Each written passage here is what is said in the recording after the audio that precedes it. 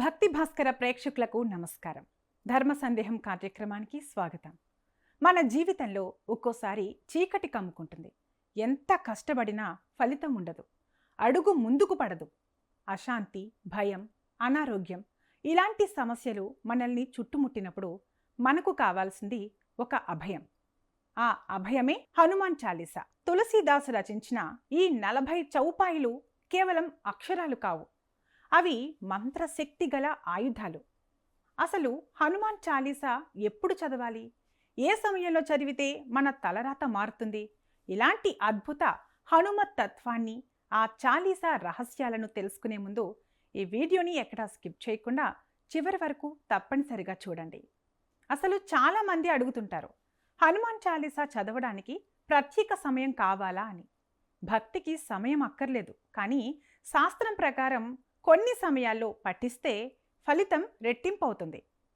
బ్రాహ్మీ ముహూర్తం అంటే ఉదయం 4 గంటల నుండి 6 గంటల సమయంలో ప్రకృతి ప్రశాంతంగా ఉంటుంది.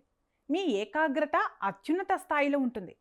విద్యార్థులు, కెరీర్లో ఎదగాలనుకునేవారు ఈ సమయంలో చదివితే అద్భుతమైన జ్ఞాపక శక్తి, ధైర్యం లభిస్తాయి.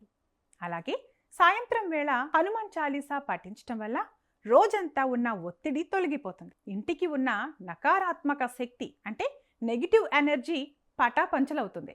శనివారం మరియు మంగళవారం ఈ 2 రోజులు ఆంజనేయుడికి అత్యంత ప్రీతికరమైనవి. ఈ రోజుల్లో గుడిలో లేదా ఇంటిలో దీపం వెలిగించి 7 సార్లు చాలీసా పఠిస్తే శని దోషాలు, జాతకంలోని అడ్డంకులు తొలగిపోతాయి. జో యహ్ పఢై హనుమాన్ చాలీసా హూయి సిద్ధి సాఖీ గౌరీసా అంటే ఎవరైతే ఇది చదువుతారో వారికి తప్పక కార్యసిద్ధి కలుగుతుందని సాక్షాత్తు శివుడే సాక్ష్యం చెబుతున్నాడు. కనుక పరిస్థితులు మారి జీవితం మెరుగుపడుతుంది. అయితే మీరు ఏదో ఒక్క రోజు చదివి ఆపేస్తే ఫలితం రాదు. కనీసం 40 రోజుల పాటు అంటే మండలకాలం నిష్ఠతో చదివి చూడండి. మీ ఆలోచన విధానంలో మార్పు వస్తుంది. భూత పిశాచ నికట నహి ఆవై అన్నట్లుగా మీకు తెలియని భయాలు, ఆందోళనలు ఉన్నప్పుడు చాలీసా పఠించండి. వెనువెంటనే మీ మనసు ప్రశాంతంగా మారడం మీరు గమనిస్తారు.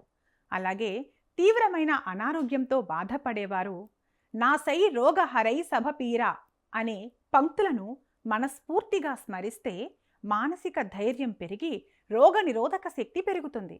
అయితే హనుమాన్ చాలీసా ఎలా పఠించాలి, దాని విధి విధానాలు కూడా ఒకసారి తెలుసుకుందాం.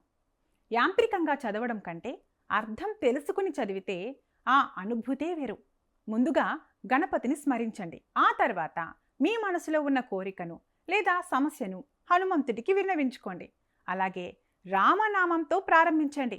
ఎందుకంటే ఎక్కడ రామనామం ఉంటుందో అక్కడ హనుమంతుడు సూక్ష్మ రూపంలో ఉంటాడు. చాలీసా చదివేటప్పుడు ఎర్రటి ఆసనంపై కూర్చోవడం లేదా ఎర్రటి పువ్వులతో పూజించటం విశేష ఫలితాన్ని ఇస్తుంది.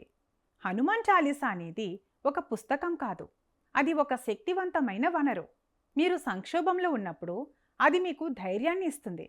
మీరు సంతోషంలో ఉన్నప్పుడు ఆ సంతోషాన్ని స్థిరపరుస్తుంది.